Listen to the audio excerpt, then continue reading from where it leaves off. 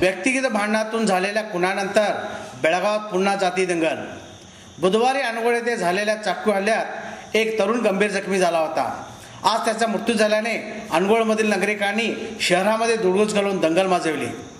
सायंकाळी 5च्या सुमारास 100 ते 150 जमावाने काँग्रेस रोडवर जोरदार दगडफेक करून दहशत माजवण्यास सुरुवात केली। यावेळी रस्त्याच्या शेजारी उभ्या करण्यात आलेल्या कारवर जोरदार दगडफेक करून सर्व काचा फोडून लाखो रुपयाचे नुकसान केले आहे। त्याचप्रमाणे केसाठी बसवर तुफान दगडफेक करून काचा फोडल्या। संपूर्ण रस्ता काचांनी व्यापला। त्याचप्रमाणे या रस्त्यावर असलेले मोठमोठे शोरूम दंगलखोरांनी आपले लक्ष ठरवून दगडफेक करून फारच नुकसान केले।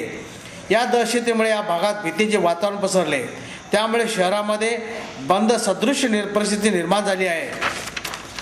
या दंगली संदर्भात जिल्हाधिकारी एन जयराम यांनी अनगोळ टिळकवाडी परिसरात 2 दिवसासाठी 144 क्रम जमावबंदीचा आदेश दिला आहे।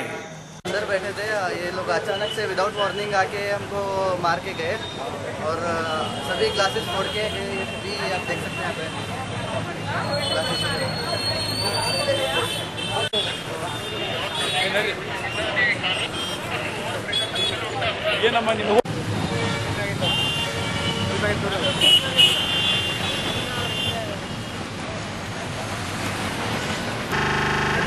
अंगड़ी क्लास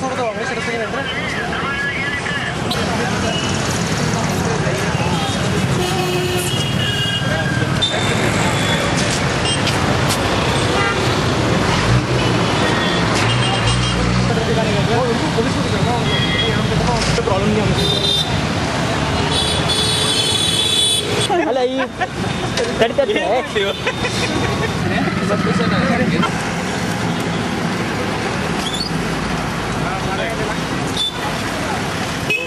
पण बंद केलं आता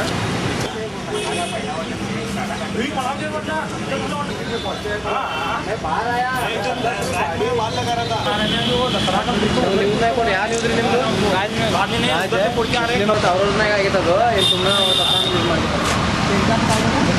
त्यांच्या गावामध्ये गाडी पिताना